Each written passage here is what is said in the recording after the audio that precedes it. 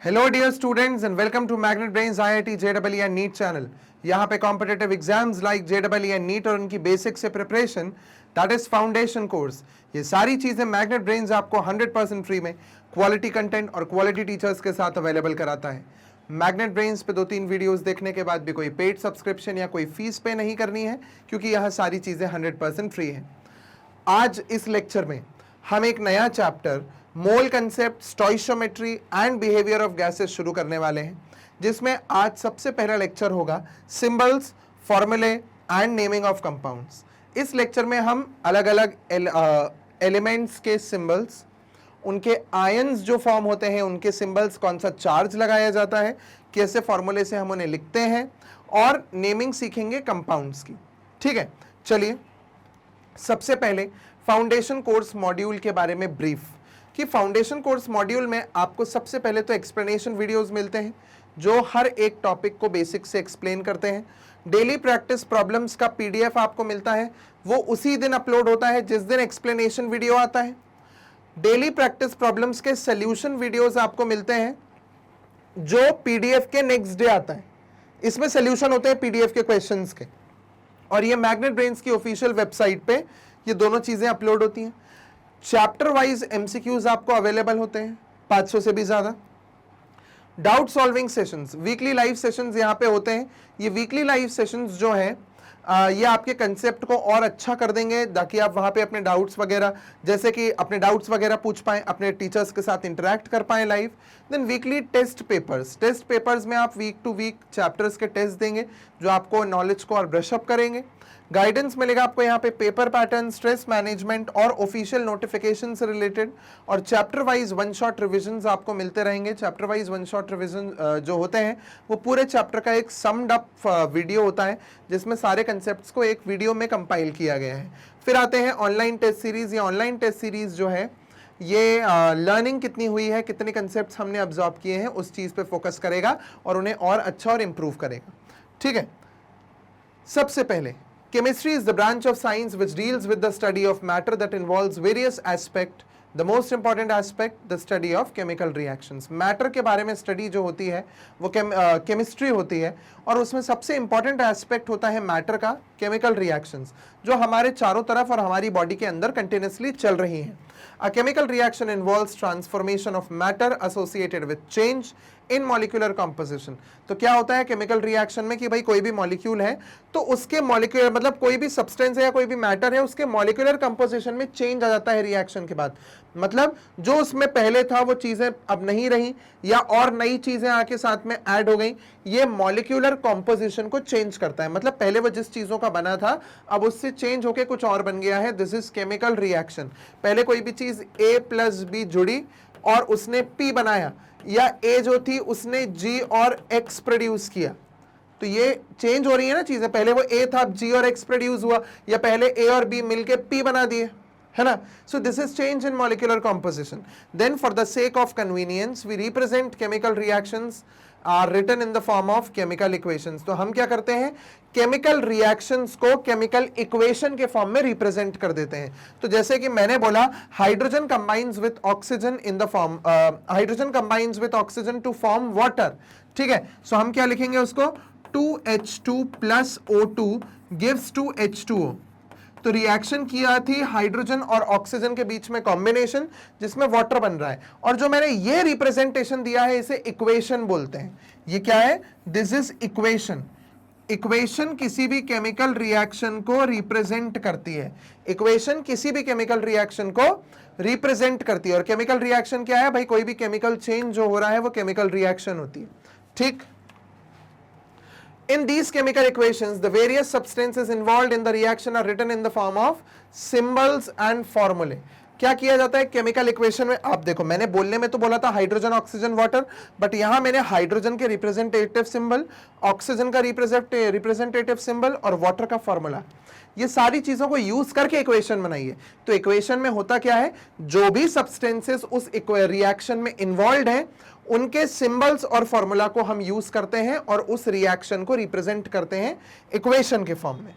ठीक है, फिर the study of naming various compounds and derivation of formula from the compounds is an inevitable part of the study of chemical reaction which is considered the language of chemistry. और language of chemistry क्या है?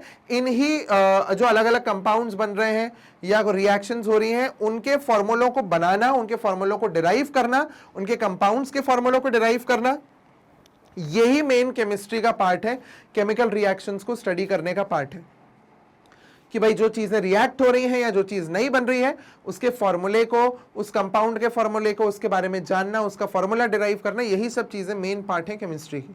ठीक है. अब there are 118 elements discovered till now and all of them have been given symbols on the basis of their English और Latin names. आप देखिए symbols अकेले इंग्लिश नेम पे ही नहीं, लैटिन नेम्स के आधार पे भी दिए गए हैं. A symbol represents an atom of an element. और सिंबल क्या है?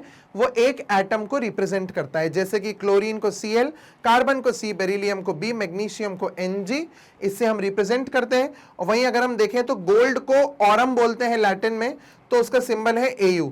Argentum silver Ag, stannum tin Sn, plumbum lead Pb. ठीक है. सो ये क्या है? ये हमारे लैटिन नेम्स हैं जिनके सिंबल्स हैं.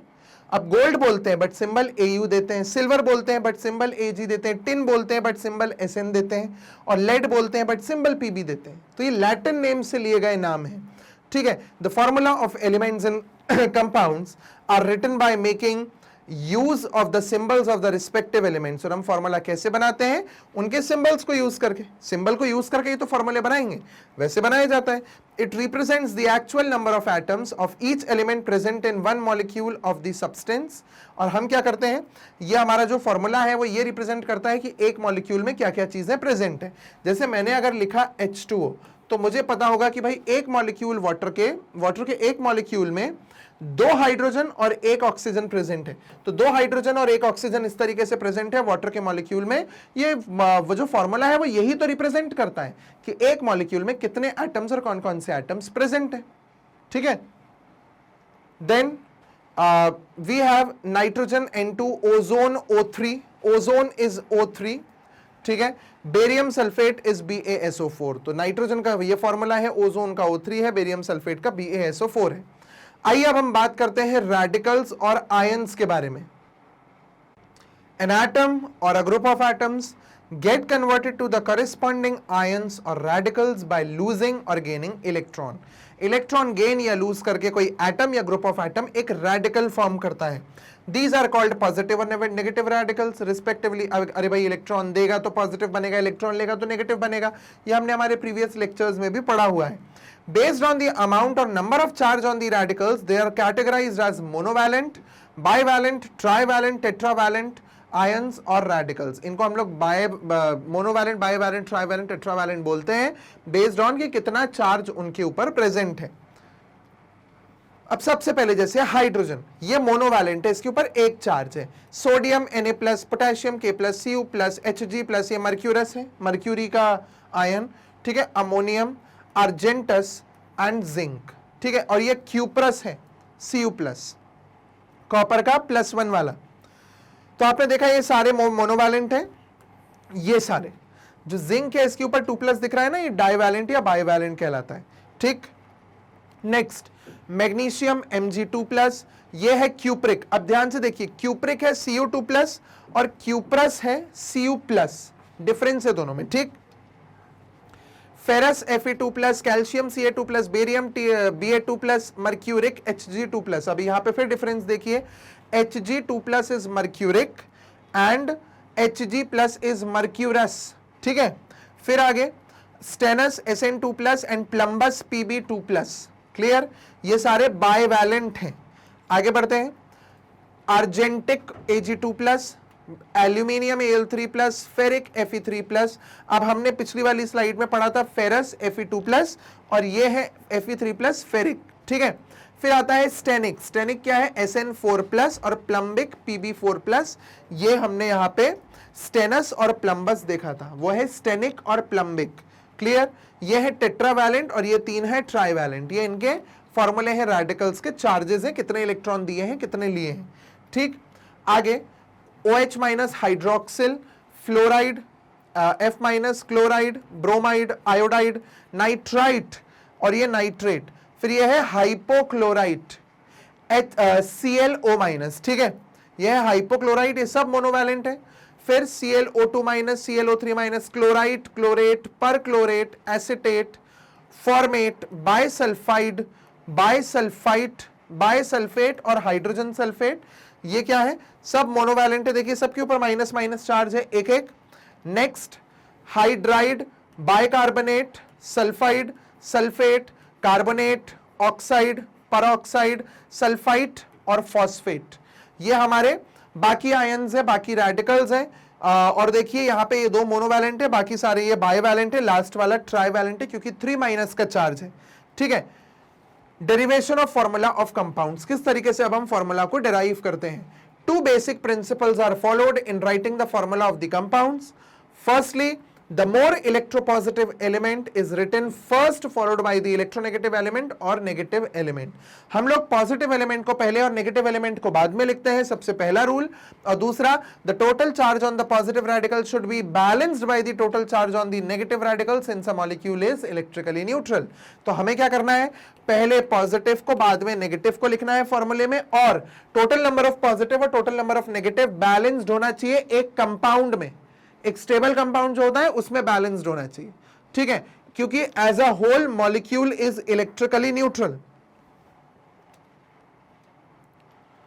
अब यहां देखिए, यहां हमने बताया KCl का फॉर्मेशन, तो KCl में K प्लस है, Cl माइनस है, दोनों की वैलेंसी 1-1 है, तो KCl जुड़े और उनने K और Cl जुड़े और उन्होंने KCl बना लिया। नेक्स्ट देखिए Fe2 प्लस और O2 माइनस, दोनों की 2-2 वैलेंसी है, तो 2 प्लस को एक 2 माइनस आराम से बैलेंस कर सकता है, तो फॉर्मूला बन गया FeO।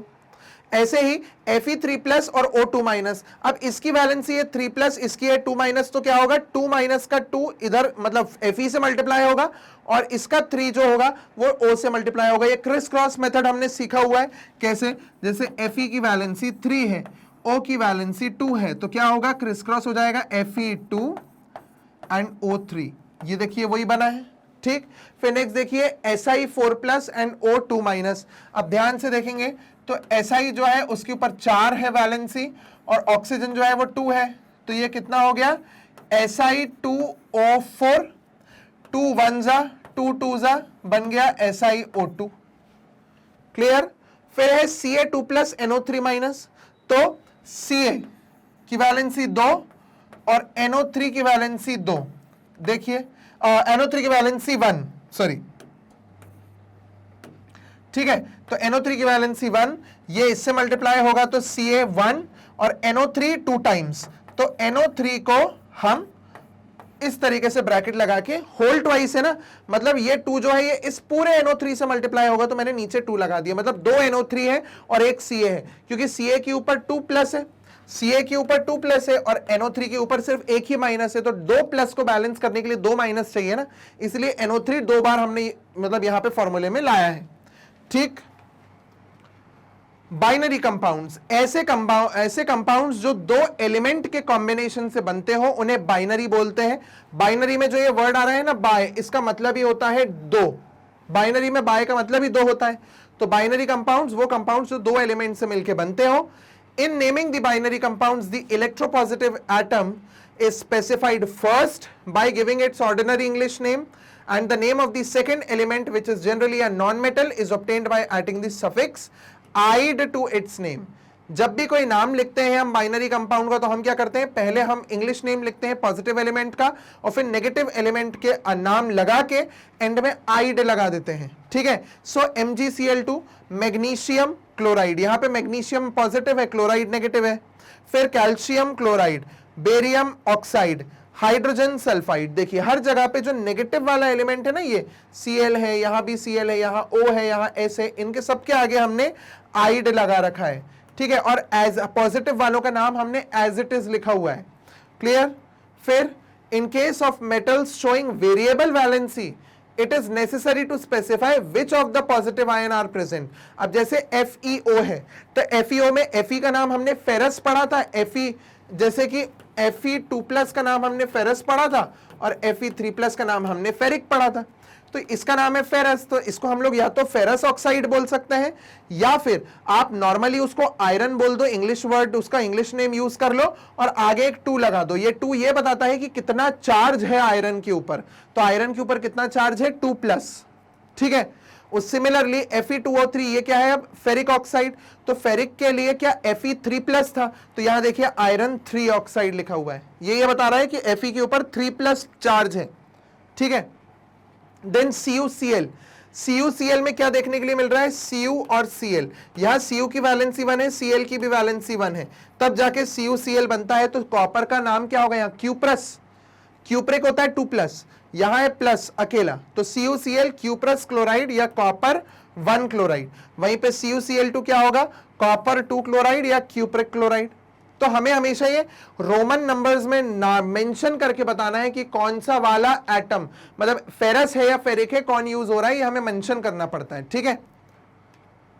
फिर for binary covalent compounds generally formed by 2 non-metallic elements, it is required to specify the number of atoms of more electronegative element as a prefix, ठीक है। तो यहां पे देखिए अब क्या हुआ है कि हमने ये बोला कि किसी भी बाइनरी कोवैलेंट कंपाउंड के लिए, ठीक है, यहां पे बाइनरी कोवैलेंट कंपाउंड की बात हो रही है कि ये हमेशा 2 या 2 से ज्यादा नॉन मेटालिक एलिमेंट से बनता है, बाय 2 नॉन मेटालिक एलिमेंट्स। तो हमको ये स्पेसिफाई करना है, अगर नॉन मेटालिक एलिमेंट से कोवैलेंट तो नॉन मेटल से ही बनेगा ना, अगर एक मेटल और एक नॉन मेटल जो है वो दोनों जुड़ के और कंपाउंड बना रहे हैं तो वो आयनिक कंपाउंड होगा, बट अगर 2 नॉन मेटल्स जुड़ के साथ में बना रहे हैं तो वो कोवैलेंट कंपाउंड होगा, ठीक है। तो कोवैलेंट कंपाउंड की हम बात कर रहे हैं, 2 नॉन मेटालिक एलिमेंट्स हैं, तो हमें यह बताना होता है कि कौन से टाइप का एटम कितने प्रेजेंट है, मतलब number of atoms we need to tell, और ज्यादा इलेक्ट्रोनेगेटिव एलिमेंट जो है उसका प्रीफिक्स लगेगा। चलिए देखते हैं। It is required to specify the number of atoms of more electronegative element as a prefix। अच्छा, as a prefix हम लोग जो है हमारे more electronegative element के आगे उसका prefix लगा देते हैं कि भाई नंबर कितना है ना। जैसे कि अब मैंने लिख दिया यहाँ पे N2O, तो this is die nitrogen monoxide, तो 2 नाइट्रोजन है और मोनोऑक्साइड, मोनोऑक्साइड बाहर, अब ये भी नॉन मेटल था ये भी नॉन मेटल था, तो मैंने ऑक्साइड बाद में क्यों लगाया, क्योंकि ऑक्सीजन ज्यादा इलेक्ट्रोनेगेटिव है और ऑक्सीजन एक ही है, तो मोनोऑक्साइड, ठीक है। आगे 1 मोनो 2 जो है वो this is 2, this is 2 di 3 tri 4 tetra 5 penta, ठीक है। ये हमारे जो मैथ्स में पॉलीगन्स के लिए हम लोग वर्ड यूज करते हैं वही यूज करें यहाँ पे, ट्राई टेट्रा पेंटा, ठीक है।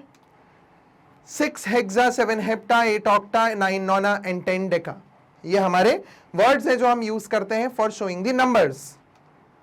The less electronegative element is specified first followed by the more electronegative element, मतलब पहले हल्के कम इलेक्ट्रोनेगेटिव एलिमेंट को डालते हैं फिर बाद में उसके मोर इलेक्ट्रोनेगेटिव एलिमेंट को हम मेंशन करते हैं। लाइक सल्फर डाइऑक्साइड, मतलब सल्फर अकेला लेस इलेक्ट्रोनेगेटिव है, ऑक्सीजन ज्यादा है।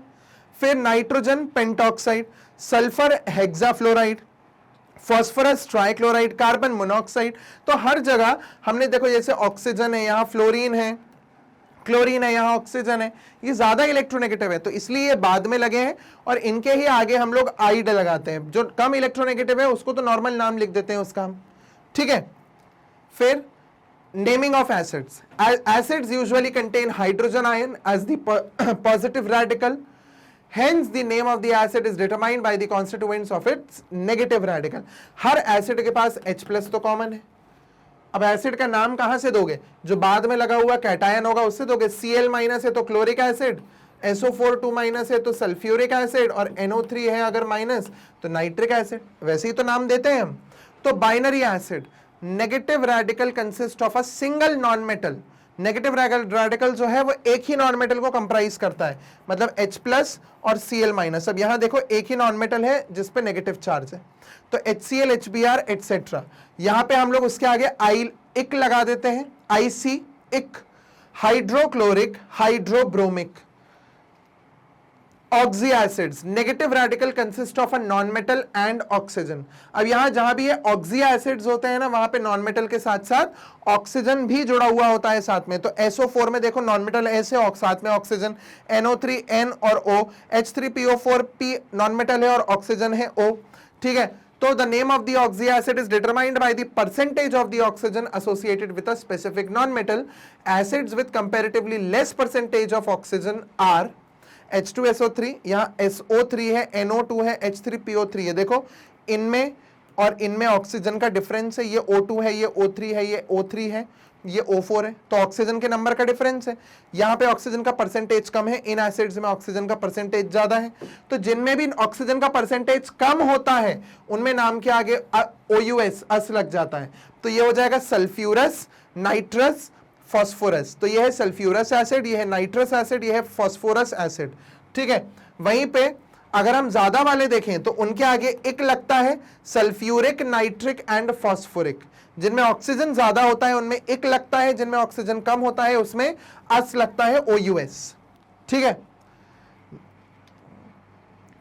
Then if the acid contains lesser number of oxygen atoms than the corresponding us acid, hypo prefix is given to the negative radical, whereas per prefix is given to the negative radical when the acid contains greater number of oxygen atoms than the corresponding ic acid। जो हमारे ic acids होते हैं ना, जैसे sulphuric है, तो sulphuric acid से अगर कम है तो उसमें तो हमने अस लगा दिया।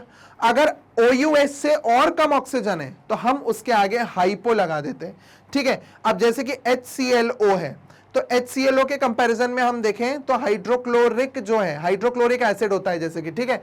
तो उसमें हम क्या करते हैं, यहां पे अगर आप देखोगे तो ऑक्सीजन लगा हुआ है साथ में, तो हम इसे बोलेंगे हाइपोक्लोरस एसिड, ठीक है। वैसे ही क्लोरस एसिड क्या हो जाएगा, HClO2, क्योंकि ऑक्सीजन बढ़ गया। तो अब क्लोरिक एसिड होता है HCl, तो वह हाइड्रोक्लोरिक वाला आप छोड़ दो, अभी हाइड्रोक्लोरिक HCl को छोड़ दो और यहां पे सिर्फ क्लोरिक एसिड को देखो। तो क्लोरिक एसिड इज HClO3।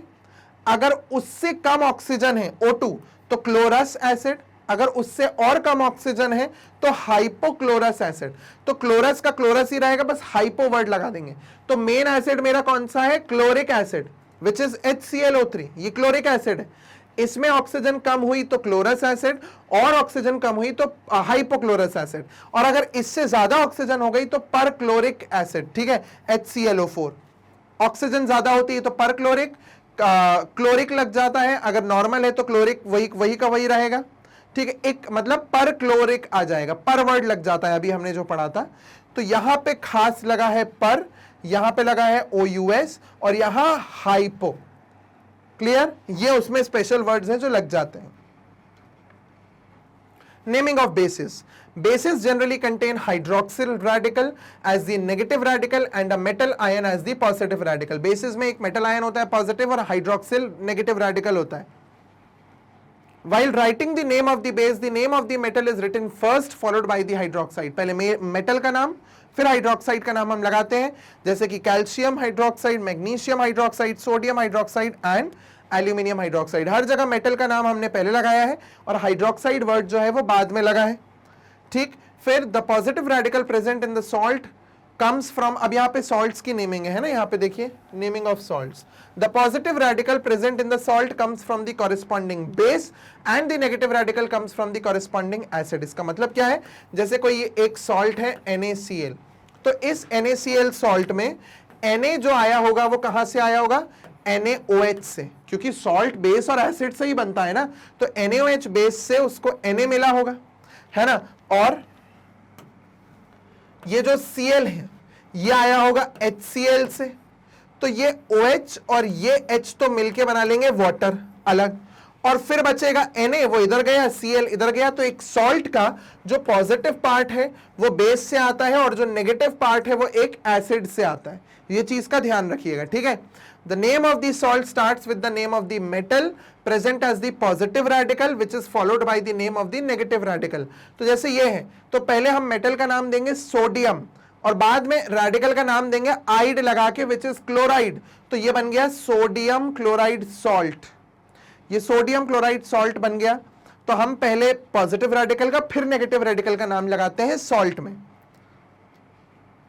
फिर यहाँ पे अब उनने कुछ एग्जांपल्स हैं, acids from which the salt is produce. तो सबसे पहले SOUS एसिड्स दिए हैं example, sulphurous acids, nitrous acids and phosphorus acids, इनसे आपके सॉल्ट्स बनते हैं, प्रोड्यूस होते हैं, ठीक है। फिर we have suffix and name of the salt ite है, तो calcium sulphite, zinc nitrite and magnesium phosphite. तो अब आप ध्यान से देखो, ध्यान से एक बार देखिए, सल्फ्यूरस एसिड का सल्फाइट हो गया ये SO3, इसका SO3 आ गया ना, इधर देखिए, अस एसिड से आइट लग गया, सॉल्ट में आ गए, कैल्शियम सल्फाइट।